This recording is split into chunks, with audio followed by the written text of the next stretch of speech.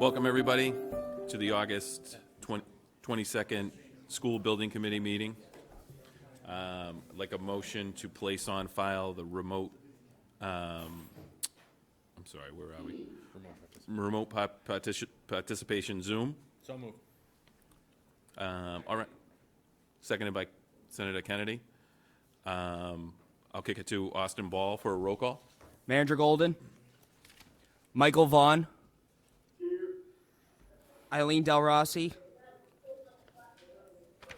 Liam Skinner, Richard Underwood, Michael Fiato, Connor Baldwin, Mark Byrne, James Hall, Sakari Chow, David Peasley, William Samaras, Senator Kennedy, Councilor Leahy, Representative Elliott.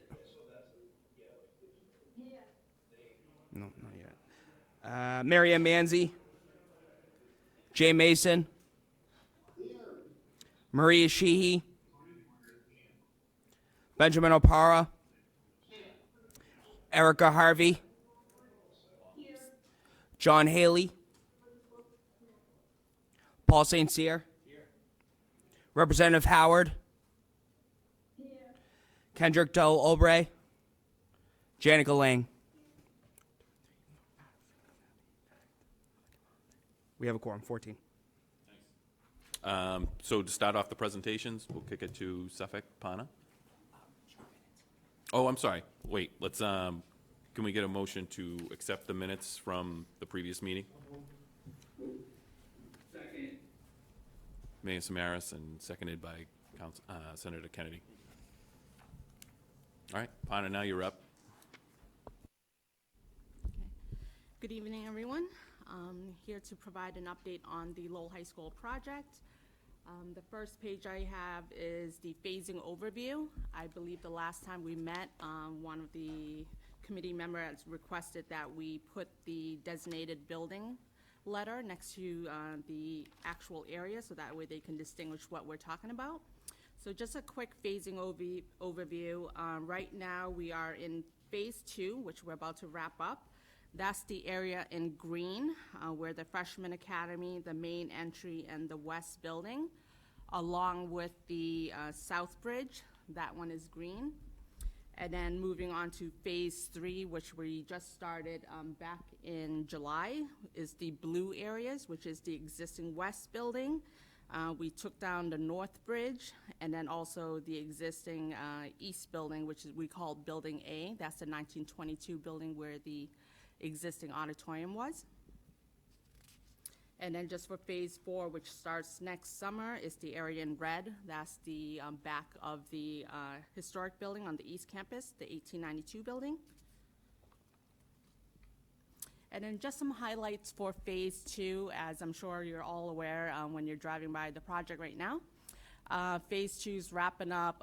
The interior is pretty much done. We're just final cleaning this weekend in order for the preparation of the staff and students to return next week. And then on the exterior, there's a lot of activities going on right now. Even if you're driving by as we speak, the turf is going down in the quad. The trees were planted, so I'll show you a few photos in a couple of slides. And then, so our big milestone is tomorrow. We're planning on walking with Commissioner Fuller to get our TCO. So we have all of the engineers' affidavits in hand, in a binder. The elevator state inspection passed last Saturday, so we have those certificates in hand as well. And then tomorrow we'll walk with him to get the final approval from Commissioner Fuller. The next couple of pages are just photo updates. So the first one is just right as soon as you walk into the main lobby. Yes, that one right there. If you walk right into the main lobby, to the left, you'll see the security desk. This is what it looks like right now. The next photo is the main lobby looking down from stair D on the second level. So from here, you know, this is what we call the heart of the school. You can see the big media wall that's installed right there, the main entrance from Father Morissette, and then also the vestibule at the quad. All of the wood ceiling is complete as well. And that next photo right here is just a looking on the opposite way, so looking from the first floor up at stair D. You can see that the stadium seating right there is to the right, and then the terrazzo stair is to the left. Next photo is building the first floor right for the kitchen servery. All of the equipment have been cleaned, ready, so I know the kitchen staff moved in this week as well. And then the next photo right here is the one Jim took this afternoon. This is the main entrance off of Father Morissette, which will be the main entrance vestibule. So the sign was installed, and then also the tree, which we actually crane over and drop into that right there. Oh, that's something. Okay, and then the next photo we have is just along Father Morissette. All of those trees are planted as well. You can see all the granite stone. Everything, the sidewalk is also poured. Next one is just a photo of the crane actually hoisting the magnolia and dropping it in place. That was from this morning. Any questions on the actual construction updates? Any questions? On like the new building or? Councilor Lee? Thanks. So, we just had some concerns about the floors. Was that addressed? He's talking about the discoloration of some of the vinyl serrated floors. It looks like there's a couple different shades there, probably a different stock on them. Then finally cleaning the seams and stuff. Yeah, the seams were concerning. I mean, I know it's not perfect, but we don't want to have problems a year or two down the road with seams opening up. So Ricky, is will this- those be sealed again or something, or? Ricky, is this at the expansion joints or at the No, corridor? it's in several of the locations where we have the resilient flooring. Jim and I looked at a few of them earlier. That just, we're assured that they'd be addressed and looked at. And then there's a couple of sheets that looked like they were a little off-colored from the other ones. And that was just, I wasn't sure if it was different different lots, so they come up a little bit different in color. Yeah. Is this is something we can address tomorrow, maybe take offline? You guys can take a look. Yeah, and they'll be addressed in the punch list. I know Perkins Eastman has pointed out some of those seams. I pointed them out to be added to the punch list, and I know we've pointed out some lot differences that we're looking to address. So just as a linoleum product being a natural color, if one roll is rolled out one day and a few days later another is, it actually has had a little bit of aging with exposure to daylight. So some differentiation is just a matter of the time, and then they will blend together. So it's called an ambering effect. To the seams, sometimes that is an effort of the final cleaning at the seams to avoid the adhesive still being there. But Okay, we've been talking to the flooring sub about our expectation of not seeing seams. okay, thank you. Any other questions? Yes, can I ask a question? Sure. Jay Mason? I wasn't sure you could hear me. It sounds great that you're using linoleum. I know that's a sustainable product, and I wondered what the progress was towards getting LEED certification. Is that going along smoothly? We continue to gather the paperwork. We won't actually be submitting any next deliverable until the very end of the project, but we are constantly checking the checklist and making sure that we get things as progress continues. That sounds great. Thank you. For the record, I'd like to recognize Rep. Elliott, who has joined via Zoom. Any other questions so far with the presentation from Suffolk? Okay, we can move on. Okay, the next slide is the MBE-WBE workforce participation. So the minority workforce right now, we are currently at 23.7%, which equates to about 735 workers and 129,000 hours. And our project goal is 15.3%, so we are exceeding that minority goal. Moving on to the female workforce, we are at 4.7% of all workers, which is about 123 workers and 25,000 hours.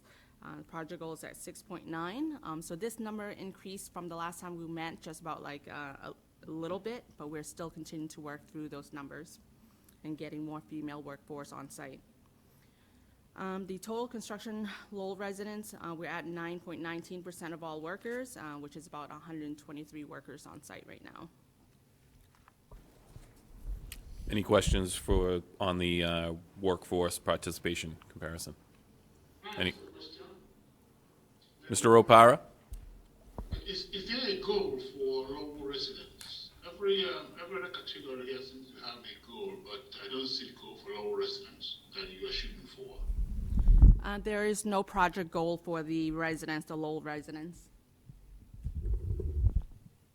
I would also add, Councilor Mercier asked for union participation percentage at the last council meeting, and that is at 78%. Any other questions on the workforce? Yes, it's me again. And has there been some form of progress previously from, in other words, 9.19%? Is there an increase from a previous number, or is it a decrease? Just want to know. There was a very minimal increase from the last time we met. It's a minimum increase, correct? That's correct. I believe the last time we met, I think was 9.17. I can double check and confirm that percentage. All right, thank you. Yes. I would just like to recognize Kendrick Delorbe is in attendance. Any other questions on workforce? If not, we can move to the next one. We'll send to Perkins and Easement. Robin? Hi, we're here just to address any questions you may have. Any questions for Robin? Mayor Samaras? Of all the figures that are discussed, it's the contingency figure, okay? And there's a concern now that we're going into the 22 building that this won't be adequate. I believe your projections have been right on. But the thing is, do we have any concerns about the contingency amount at this particular time? I defer to Jim Dowd for budget questions. Mr. Dowd? It's the project's been watched, and anytime anybody talks about the figures, Should they we, don't talk about the overall figure, but they talk about the contingency and, And that is the number we watch closely. Yeah. We just had two actually in the 1922 and 1892, two significant changes. We currently have 12.465 million remaining. We believe that is adequate.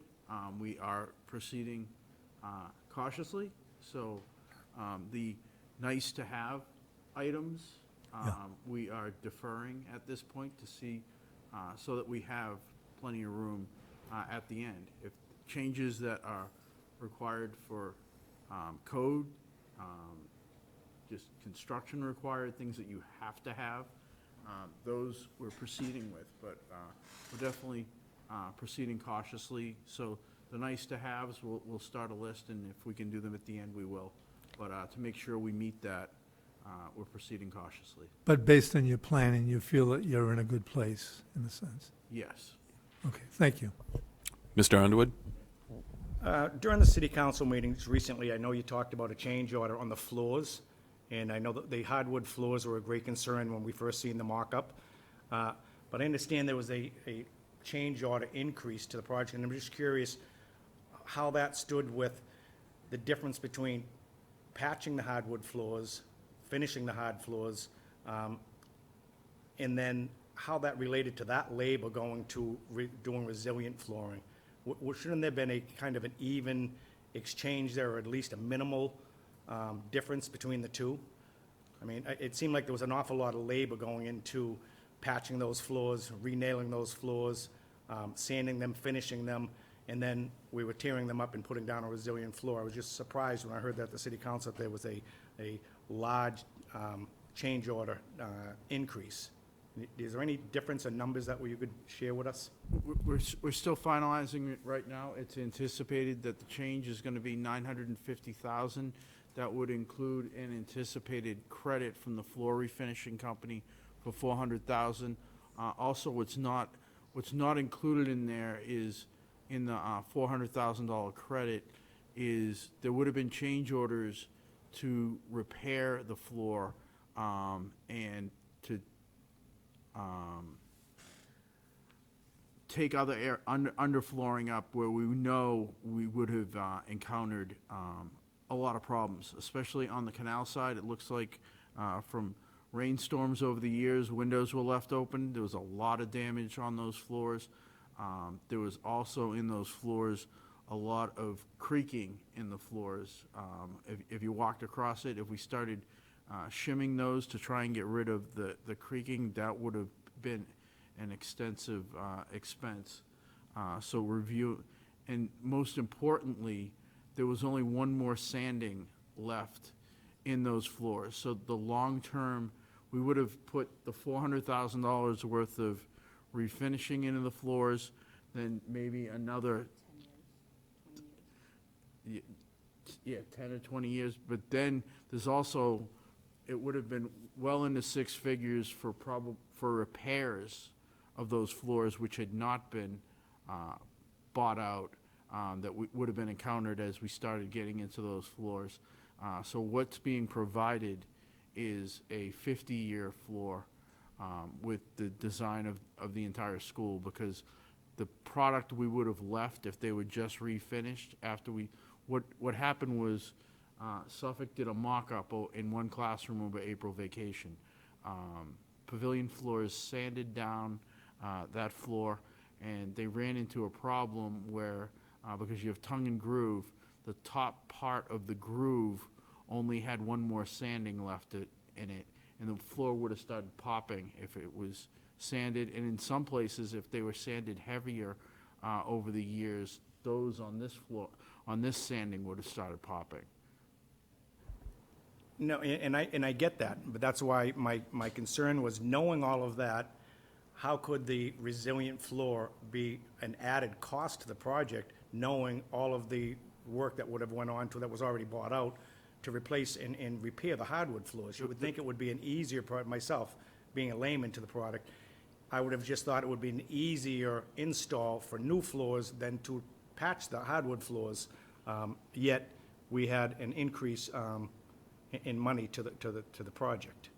The problem is the old floor needs to come out, and it needs to come out very carefully, because you've got a subfloor that is very old-fashioned with nailer boards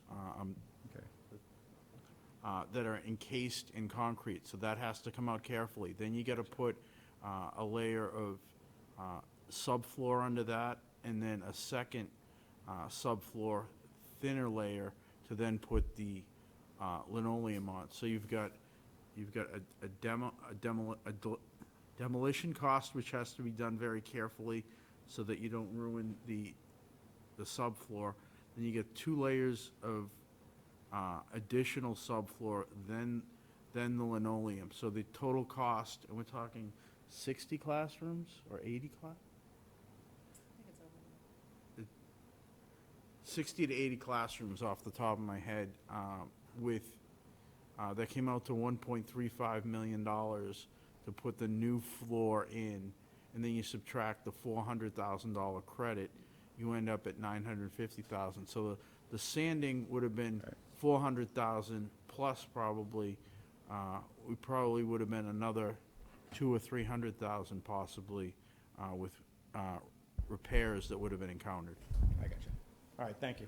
And it's just, I guess, for clarity for me, Jim, so does that mean there wasn't a number carried for anticipating any of those repairs? I mean, it sounds like it was just a refinishing number and nothing carried. There was nothing carried. Okay. Any other questions? Mayor Samaras? I just want to go back. You made in talking about the contingency fund, if you found a problem, it's like the floor, you have to deal with it. But you also said that in some cases, you might find something that if you made a change, it would be better. Sort of indicated it would be better for the school, but you have to watch your costs. Is that something that, in other words, that should be discussed at any time, whether more money is needed? The- You know what I'm saying? You found a problem, but you can't rectify every problem the way you'd like to. Any problems we encounter for the constructability of the school will and are being approved. It's I call them nice to haves. Okay, that's the term, that's the term you used. Is the term I use. Call them luxuries. Yeah. There are plenty of departments within the school who are always asking for things that may not be absolutely necessary for operations. Yeah. And right now, we're going to be cautious on that. Mr. Underwood is fully aware of those types of discussions. Okay, I've asked for a few myself. all right, thank you. Kendrick, you have a question? Thank you, Manager Machado. I think Mr. Underwood brought up some good points about not only the inflation of the budget, but also efficiency. As we know, I think a lot of work was done over the summer, a lot of great work, but I think there was a lot of delays and sort of miscommunications on the expectance of what would be delivered on time for students to move in. Obviously, a lot of stuff has been pushed back. So I was just wondering if any of you guys from the team have planned or looked ahead to see if we can expect delays like we had this summer for the next 2 phases. So right now, the only items, so for post-TCO is what I call the post-TCO items.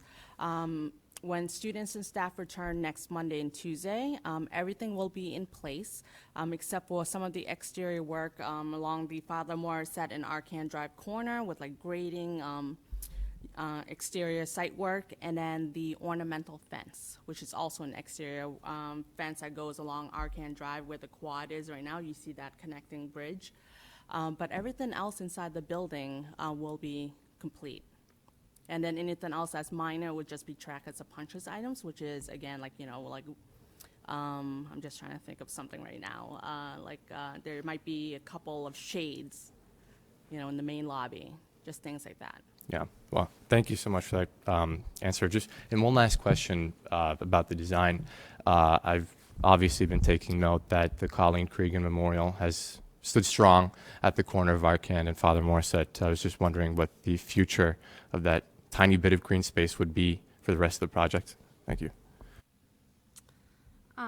Its future is that there will still be 2 National Grid boxes on it, surrounded by a little bit more of some granite curbing, but that raised area remains because of that. Thank you. Thank you so much. Thank you. Mark Byrne? Thank you. It's directed to the team, Jim and Pana. So we went through phase 1 and 2, and some of them were summer slams, a good portion of them. So now, just a follow-up to the question. So we're going into phase 3 coming up, and we're going to get into next summer.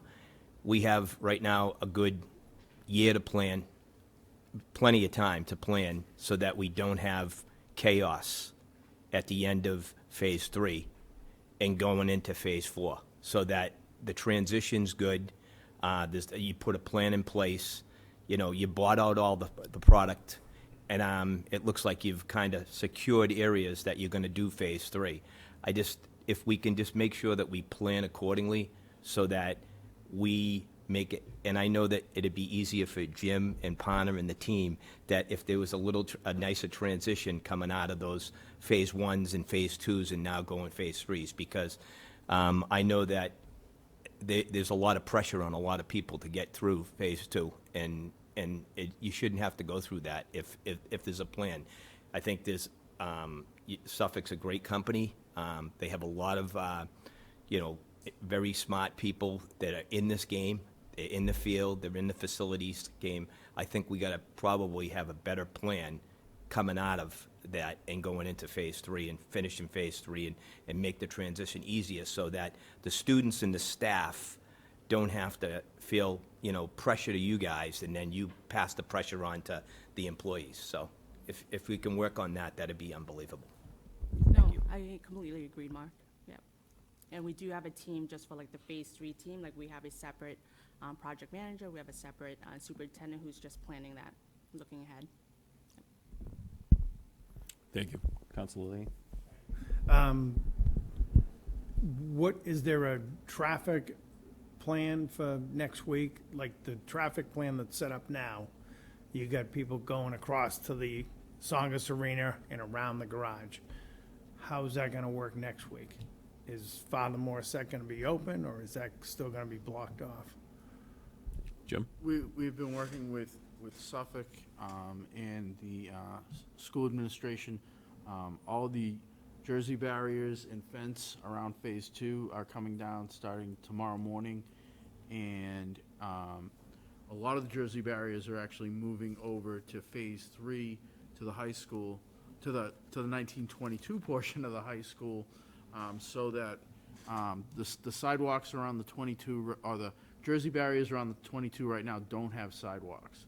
They will have sidewalks, so you won't have the issue with some people sneak along the side in the travel lane along the side of a Jersey barrier. There will be the entire high school will have at a minimum Jersey barrier sidewalks to walk on the high school side everywhere. The drop off with everything coming down around the phase 2, Father Morissette will be fully open to where you go to the Jersey barrier sidewalk situation at the back of the 1980s, the back of what was the cafeteria. That'll start there and go over to the 22. But from Father Morissette, actually for the month of September, at Father Morissette and Arcand, the Cregan Park, that is not going to be completed, but that small area at the corner will be fenced in for completion in September, maybe into October. But the full length from almost the full length from the corner of Father Morissette and Arcand to the 1980s building is the new main entry to the school. There's also a bump in the curb that will be bus drop off for the LRTA buses. Some of the special education buses with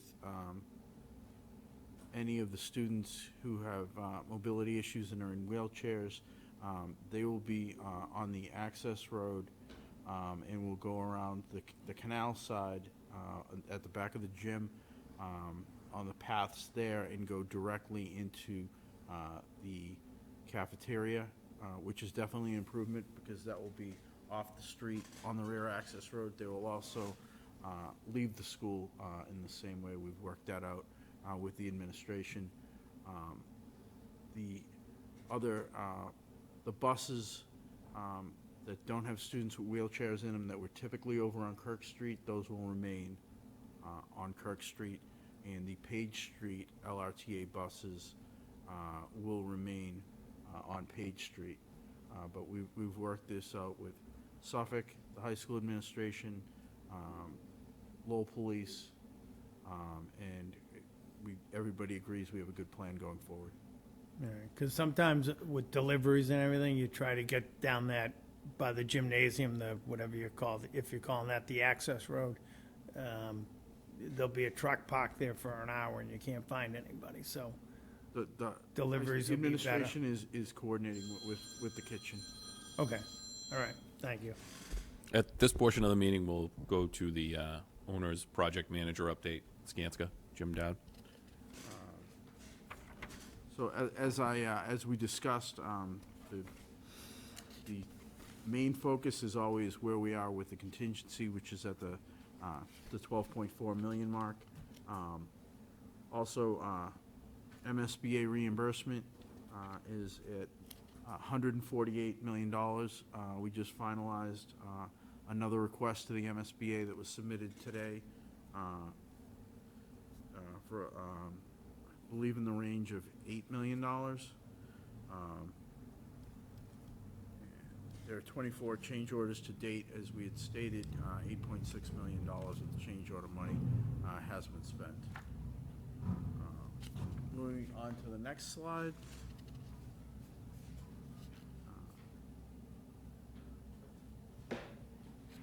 $8.2 million was invoiced in, for the month of July. This is one of the larger amounts we've invoiced per month, reflecting the amount of work performed by Suffolk in July, as well as there was $1.6 million worth of furniture that went into the new areas that are opening right now. And to date, we have spent or invoiced $214 million of the $381 million, and I'll open it up to questions. Any questions? Seeing no questions, I have a question. On the previous slide, there were some rejected change orders there, or potential claims. I don't know, that's the column to the left. Yes, those are change orders that were submitted. One was a request for escalation costs, which is not permitted within the contract. And then the other two I know were from an electrical contractor that were rejected, that we are tracking, that did not meet the requirements within the contract for reimbursement. Those were rejected.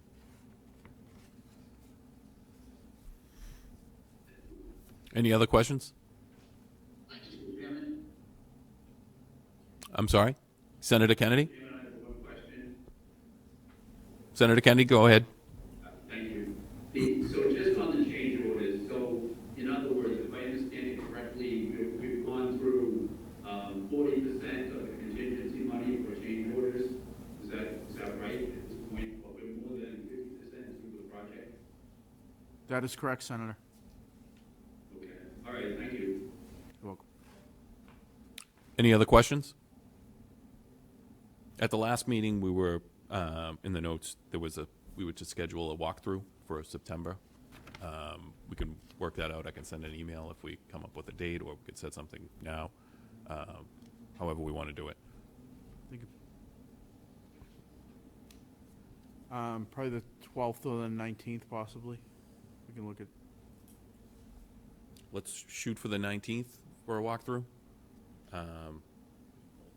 Yeah, we can pull the members and go from there. We'll shoot for the September 19th. What time? Sorry. 6? I think we'll do the standard 6 p.m. 6 p.m. Thank you. So tentatively, right now, the walkthrough will be scheduled for September 19th at 6 p.m. Any other questions or anything? Sure. Councilor Leahy? Thank you. So, I don't know who this pertains to, but all the events that would have been in the auditorium, that's worked out with the school department on wherever they're gonna be? Award ceremonies, plays, events? We're in the process of working that out. We reached out to some organizations that didn't have time available. We're working, reaching out to UMass Lowell right now, and we also have spoke with the administration that I believe the Stocklosa Middle School or the Sullivan Middle School have the larger auditoriums of the middle schools, and it's likely that is where they will end up be if we can't find other larger accommodations. We're still working on that with the high school administration and the city manager's office. Thank you. Councilor Leahy has spoken more at this meeting than he has in his whole career as a councilor. Thank you. Any other questions? Sure. Mr. Underwood? So for the public and these members that may be visiting the school over the, before the 19th, and I know there'll be some, I can personally say for somebody that's on the board and part of the school and who's there every day, it may not be perfect for Monday, but anyone that had seen that building 2 weeks ago would never have thought we would be opening Monday on time. I want to publicly thank Jim, the team of Skanska, Suffolk, and just all the crews that really worked diligently to get that building ready, because some of the things that were not part of the original thing was putting in a temporary fire service, which created a lot of drilling, a lot of unforeseen dirt and dust throughout the building. And I just want to, just publicly thank you guys. You did a wonderful job in the last week, and even few days. From Saturday to this week, it was amazing. So I just want to thank you for that. And although it won't be perfect, it looks really good, and I appreciate all the hard work. I just wanted to thank you that and let everyone on this board know how much work went into getting this ready for Monday. No, thank you. Thank you. There was a lot of effort by a lot of folks. Thank you. Any other questions, comments? Motion to adjourn, if that's it? Mayor Samaras? Seconded. Mr. Baldwin? Meeting adjourned. Thank you, everybody.